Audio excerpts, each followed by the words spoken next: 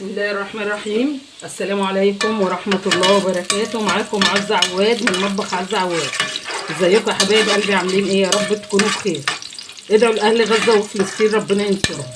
النهارده هنعمل اكله كده على الماشي، اكله سريعه. هعمل شكشوكه وهعمل بطاطس محمره جنبيها. الشكشوكه ايه دول؟ 5 فصوص توم، تمام. وادي قطعت طماطم، قشرتها وقطعت طماطم وحطيت عليها معلقه واحده صلصه، تمام. هحط عليها معلقه سكر صغيره علشان الحموضه، طبعا كلنا عندنا حموضه. ادي معلقه السكر.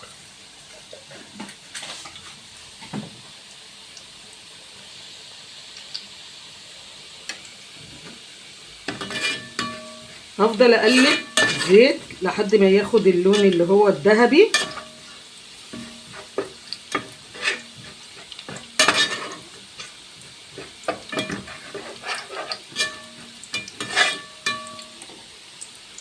وهنزل عليه، خلاص خد لون حلو اهو. هما 5 فصوص توم مفيش غيرهم. خد لون حلو اهو، محرقوش طبعا عشان ما يمررش. وابدا احط الطماطم ومعلقه الصلصه. ممكن تحطي معاها قرن فلفل، ماشي.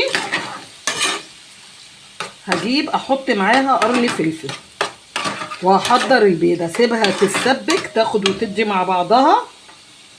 واحط لها بقى التوابل اللي بحطها لها ايه. بحط لها ملح وكمون وفلفل اسمر. خليكم معايا وصلوا على رسول الله.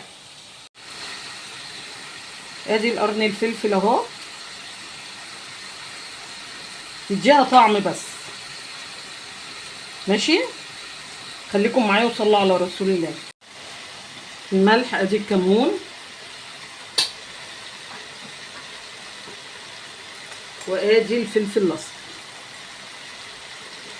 اللي عنده رغبه بقى يحط شطه يحط، طبعا طعمها بتبقى خرافه طبعا، وهي ايه، حراقه. اللي بيحب الحراق يعمل كده. هسيبها تتسبك خالص خالص وابدا اهو البيضه اهو.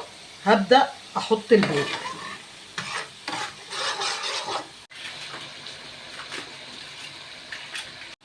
صلوا على رسول الله. هنبدا بقى ايه، نحط البيض. بسم الله الرحمن الرحيم. طبعا البيض انا بحطه كده لان انا ايه، عارفه البيض اللي انا جايباه ايه.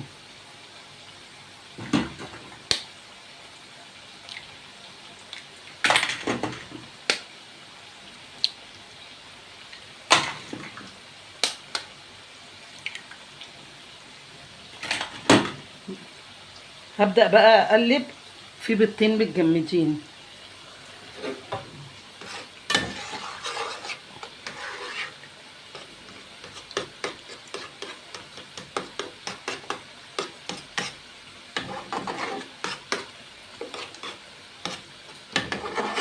بطريقتي دي هتاكلوا احلى شكشوكه. انا ما بعملهاش ببصل، انا بعملها بثوم. في ناس بتعملها ببصل، لا انا مش بحبها بالبصل. وهي التوابل البسيطه اللي انتوا شفتوها اللي انا حطيتها دي، ما بحطش ازيد من كده.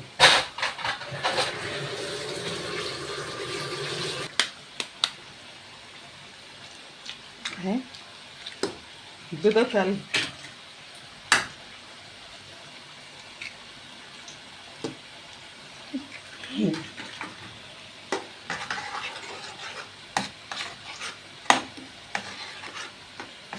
صلوا على رسول الله.